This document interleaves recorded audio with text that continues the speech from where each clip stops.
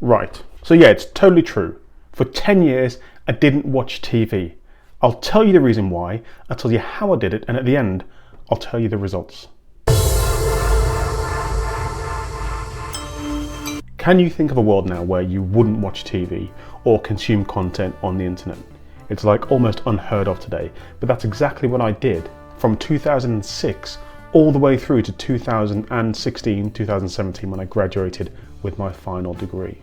Why on earth would someone do something like this? This is madness. So the story goes back to my days in the military when I attended the Royal Military Academy at Sandhurst.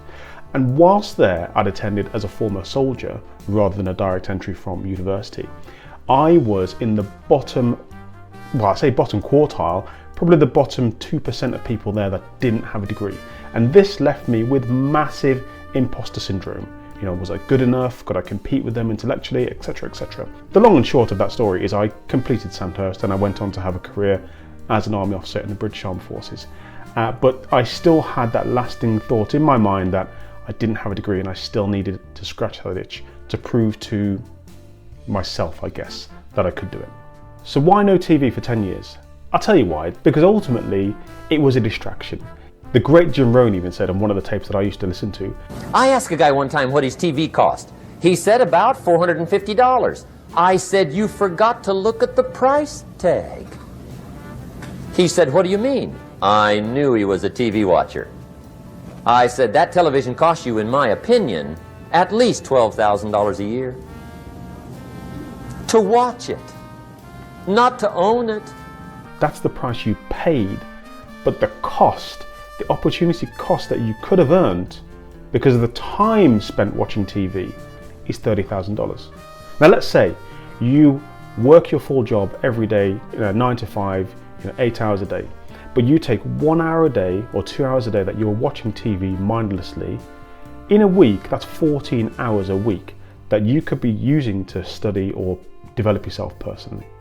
So that 14 hours a week translated over 52 weeks, over a year, that works out as 728 hours of learning you could be doing. And that's the cost of watching TV. You're wasting time that you could be using to develop yourself. And it doesn't have to be for a skill. It could be a vocational qualification. It could be a hobby that you want to just get better at. But the point is that TV is costing you in so many ways more than the price you paid.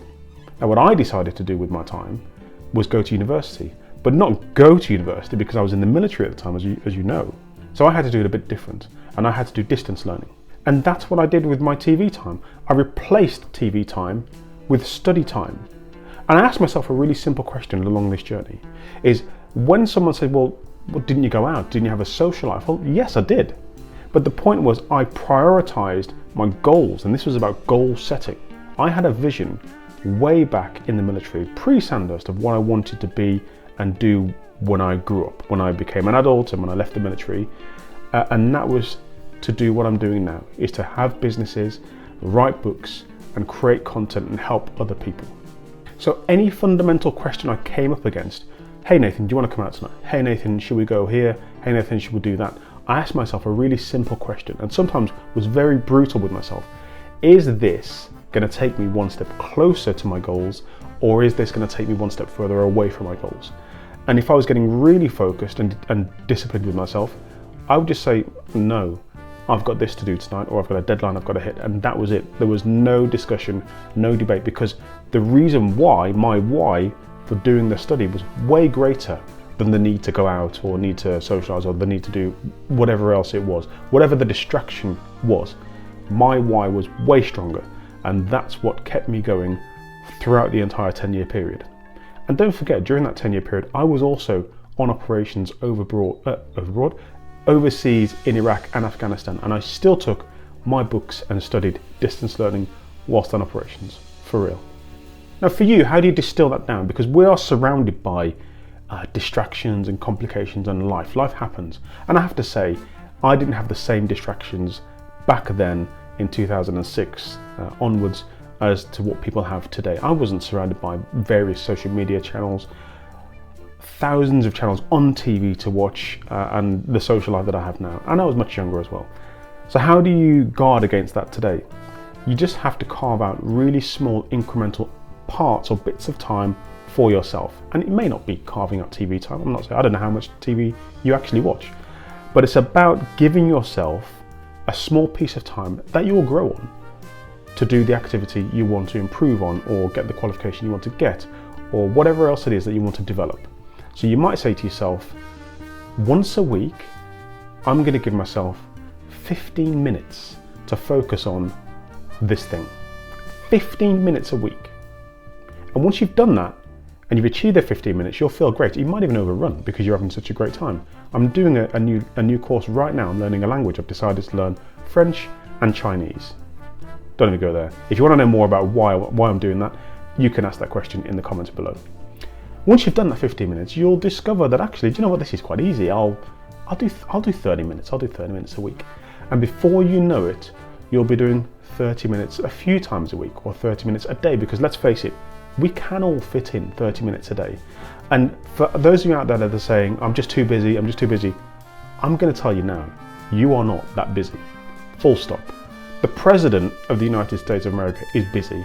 The Prime Minister of the UK is busy. Yet, these people still have time in their diaries to get out, meet and greet, shake hands, and all that sort of stuff. And that's the secret. The reason why you think you're busy is because you don't run a diary, you don't run a schedule. No matter how pretentious that may seem, diaries are fantastic for organising your life. And that's the top tip of this video, is organise your life, get a diary, and get rid of the distractions. So in the UK, there's a university called the Open University. You don't have to attend it formally in person. It's all done via distance learning. It is a fantastic organisation, and I'm absolutely going to promote it. I don't get anything for that, but they allow people's life chances to grow exponentially through the services that they offer. There's a link in the description if you want to know more about the Open University.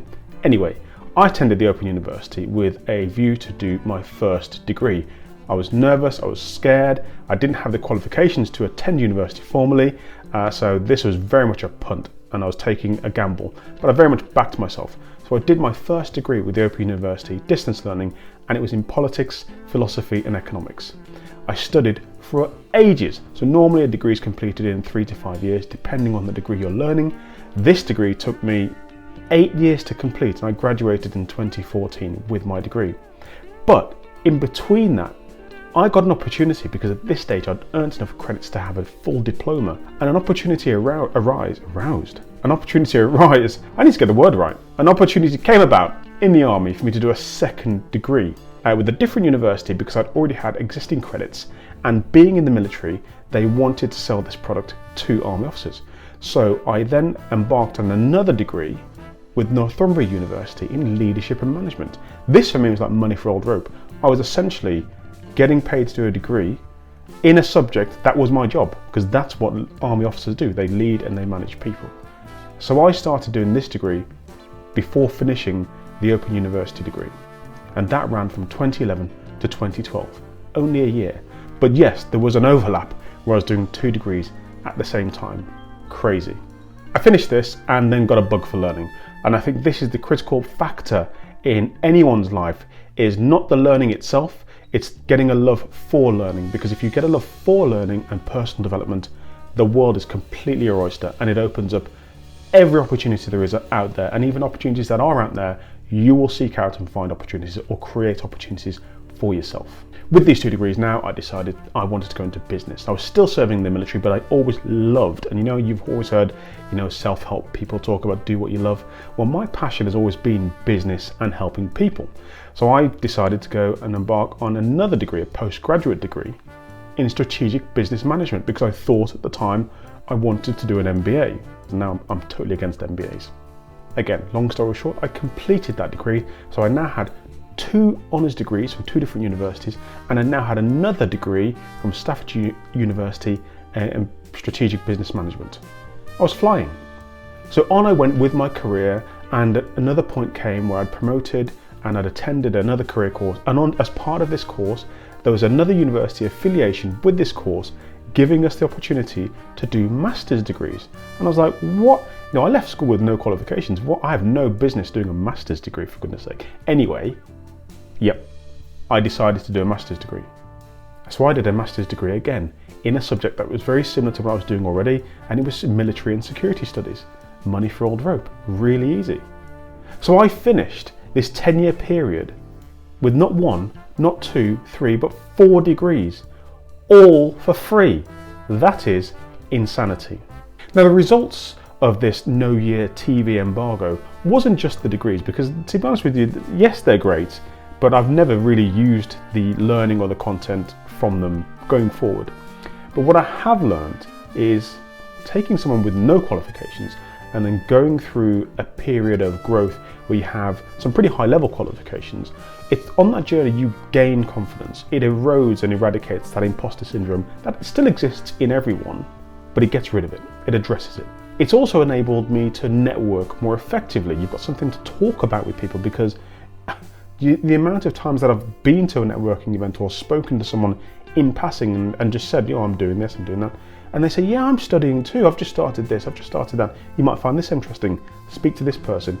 It just adds more and more layers to your resolve and resilience in doing what you're doing, because you're getting that social proof. You're getting that social acceptance that actually personal development is really well thought of by individuals and employers, and also more people than you think are actually doing it, just in secret for some reason.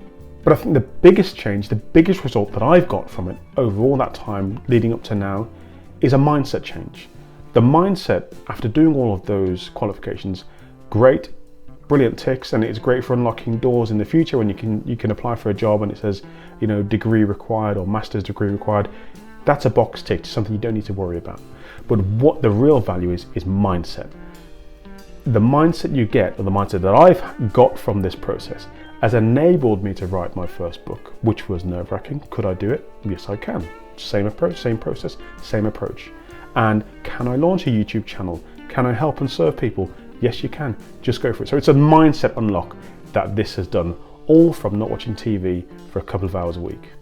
I absolutely encourage you to do that. Try it out. Give yourself that 15-minute test next week with your ambition or goal in mind, and let me know how it goes.